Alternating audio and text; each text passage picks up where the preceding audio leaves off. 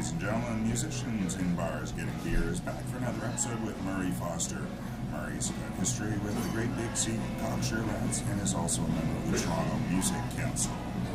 How you doing, Murray? Doing very well, thank you. On St. Paddy's Day, got my green on, kind of by accident, but it still counts. Tell us about what you're up to these days. Well, where to begin, really?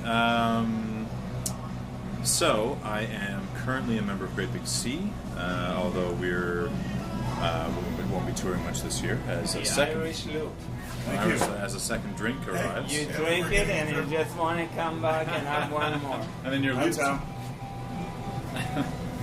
Here's to the Irish and to alcohol. Cheers.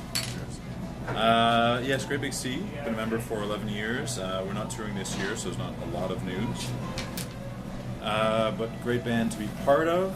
Great to be rubbing shoulders with Newfoundlanders and to sort of absorb some of that culture, drinking and otherwise. How did you get involved with Great Big Sea? I was in a band called Moxy Fruvous in the 90s, right out of university, and that ended around 2000. And shortly thereafter, from what I understand, the Great Big Sea bass player left. And they're looking for someone to replace him, and I was the first on the list because I play bass, but I also sing bass a cappella, which was the skill set that they needed for Great Big Sea. And here I am. You were in Moxy Fruvous with Gameshi?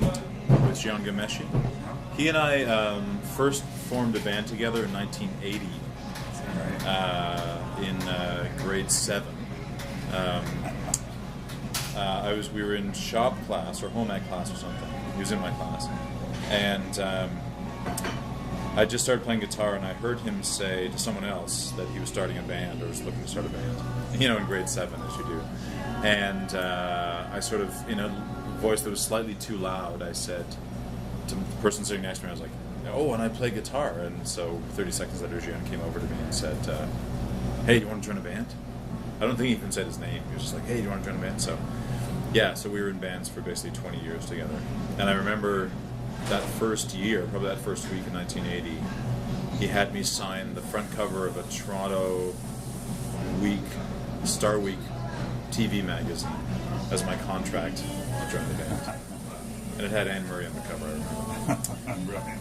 So then we were in the band, in various bands for 20 years, including Moxy Fruvous, and that ended, and I joined Great Big Sea shortly thereafter. So, going into university, I had no kind of aspirations to be a professional musician. I mean, I played music a lot, but I was under no delusions that I could do it professionally, and that's all I've done, which is pretty cool.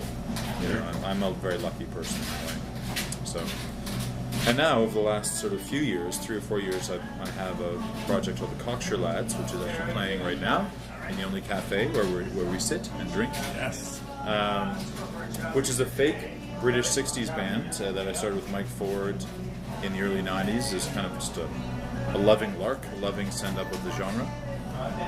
And about 3 years ago, by 3 years ago, we had like 20 Cocksure Lads songs that we'd written but never recorded, just because we had no aspirations for it to be a recorded thing. So we went in the studio and recorded it, a greatest hits album, quote unquote, from the 60s. And that has since sort of burgeoned into a live act that I'm in, and second CD, which is playing now, and a music video, and we're about to shoot a feature film. The feature's coming. Yeah, with the fictitious Cocksure Lads in the present day. Coming to Toronto, and having adventures, hijinks in Toronto, and learning what it means to be a band. It's a very important lesson. Are you producing that yourself? Producing, writing, and directing, as it turns out. Wow. I started writing it about 2 years ago, and then figured I'd just direct it.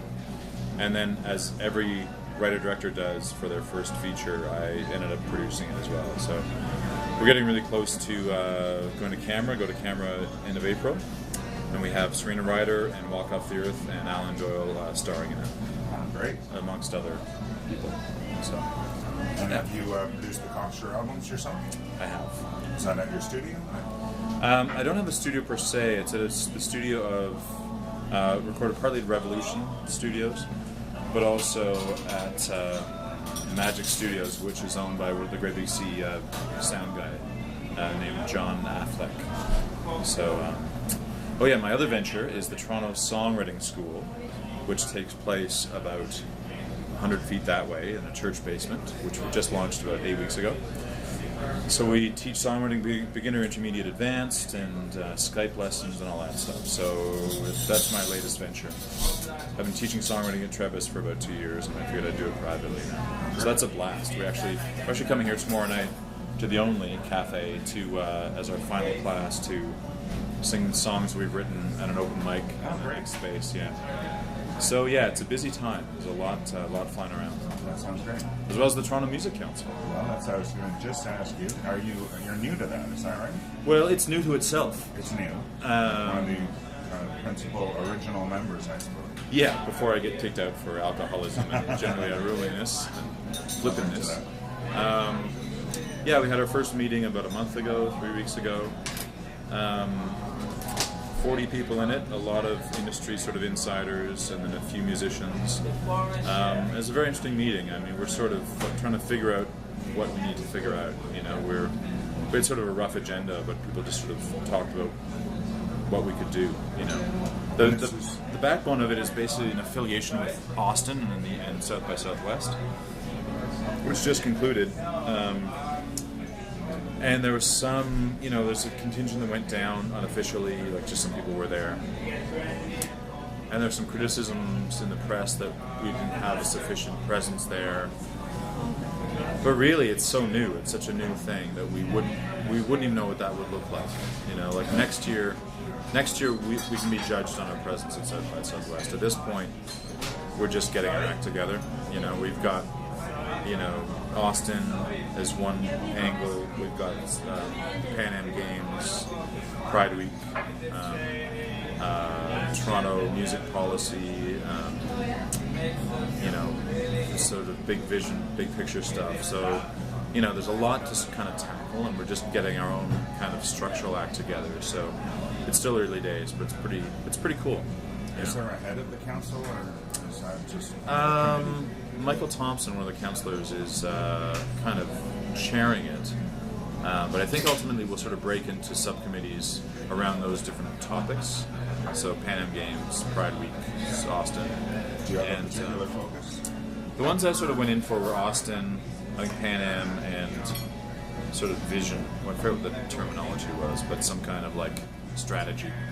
You know, rolling out a strategy for this stuff. So I'm sure I'll be sucked into a few of the subcommittees and have my brain sucked out shortly thereafter. And these meetings are public. You can basically attend. Yep. How do I find out about that? Is it... I guess it would be on the City of Toronto website. I've looked. It's a difficult one. Yeah. I don't think they've actually posted the next meeting. I don't think I know where it is. So maybe when I know, people will know. That sounds good.